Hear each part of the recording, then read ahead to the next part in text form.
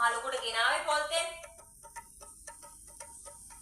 මේ පාඩම් කරාට වැඩක් නෑ බං. හරියට පොල් තෙල් එකක්වත් ගේන්න බැරුව. අනේ ඕවක්කේ අපේ ලෝචි ගැන කතා කරන්න දෙයක් නෑ. දැන් ඔයා කියන්නේ මේකේ උස්සන් ආව පොල් තෙල් එකක් මේ ළඟදී. මේ මොනවද මේ මාළු කඳක් එනවා අම්මා නරකෙච්ච මාළු නරවල. මම නරකෙච්ච මාළු ගෙනාවේ නෑ බං. ඔය උස්සන් ආපු නරකෙච්ච පොල් තෙල් එක ගඳ තමයි ඔය. කවදා හදපුවද මොනවා කවලම් කළාද කිසි දෙයක් දන්නේ නැහැ. ඔය උස්සන් එනවා. කවදා හරි ඔබ බඳින මිනිහා මැරෙන්නේ බඩගිනි. අනේ අම්මේ ජොසියට එහෙම වෙන්නේ නැහැ. එයා හොඳ ස්පෝර්ට් වික් කොල්ලෙක්. අනිත් එයා සෞඛ්‍ය ගැන ගොඩාක් හොඳ හිතනවා. ඇත්තද? එහෙනම් එන්න ගිහපන් ඔබ ස්පෝර්ට් මීට් කොල්ලට මම හෙට උගේ වැඩ ටික ටෙස්ට් කරලා බලන්න. මොකද්ද ඔය කොල්ලුවගේ නම? අනේ මම ජොසි. ඔබ දැන් ෆුට්බෝල් ගහන්නේ? නෑ ඒ මෙසි. මම ජොසි. මම ගහන්න ඉතින් ෆුට්බෝල් තමයි. පේනවා.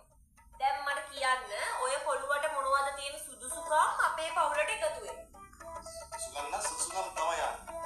යානවා මනයි යානවා. ඉත කඩන්න ඉත කඩන්න.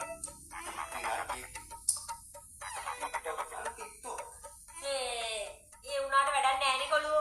හරියට පොල් තෙල් ටිකක්වත් තෝරගන්න බැරුව. දෙන්න පොල්තේ තමයි ආන්ටි. ඉන්න ඔයන්න මාත් එක්ක. හැබැයිට අම්මේ මේ ඉන්න මම තඩමතාගෙන ඉන්නද?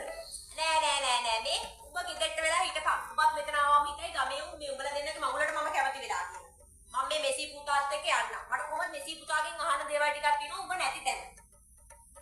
යමන් කොල්ලෝ. මේ අම්මේ. හොඩි නමත් පොල් තෙල්. පොල්තෙල් නම් පොල්තෙල් තමයි ආන්ටි. අපේ ගෙදර අයත් අවුරුදු ගානකින් නම් පොල්තෙල් ගන්නේ මේ පොල්තෙල් කඩෙන් තමයි.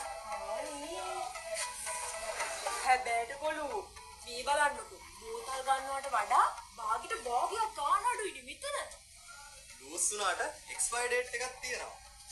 පොල් තෙල් නම් පොල් තෙල්. හායි යාළුවනේ ඔන්න රසට ගුණට කෑම හදන්න ඔයාලට අඩුම ගානට හොඳම පොල් තෙල් ගන්න පුළුවන් තැනක් තියෙනවා. කලවම් කරපු පරණ වුණු ෂුවර් නැති පොල් තෙල් ෂුවර් නැති තැන් වලින් ගන්නේ නැතිව අවුරුදු ගාණක් තිස්සේ විශ්වාසය සහතික කරපු තැනකින් හොඳම පොල් තෙල් ගන්න ඕන නම් මෙන්න මෙතන තමයි හරිම තැන. පොල් තෙල් නම් පොල් තෙල් තමයි. අම්මේ දැන් අම්මගේ ටෙස්ට් එක ජොසියා පාස් නේ. අපි ඊළඟට මොකද කරන්නේ?